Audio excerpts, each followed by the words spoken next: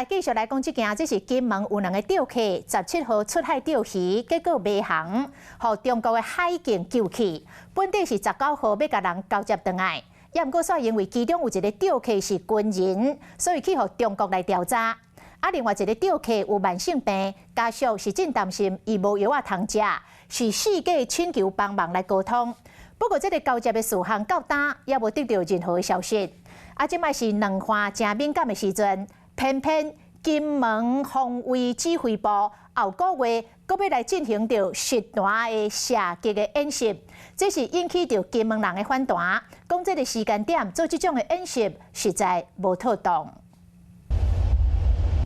金门钓客迷航，伫18号中国海警救起来，不过已经等4天啊，人也未送回来。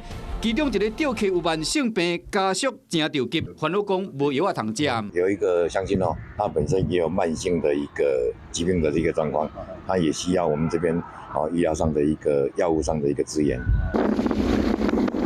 代志发生后，海巡单位赶紧去找人，真无简单，等到消息。不过即马敢若会使等，因为听讲姓吴的钓客是有军人的身份，中国要伫调查，即马人要伫中国海警局都要收到通知，才会当出海交人。我方也持续透过管道与厦门海事局联系。那陆方这边如果有消息，那随时会知会我们，那我们海巡艇也会立即派遣。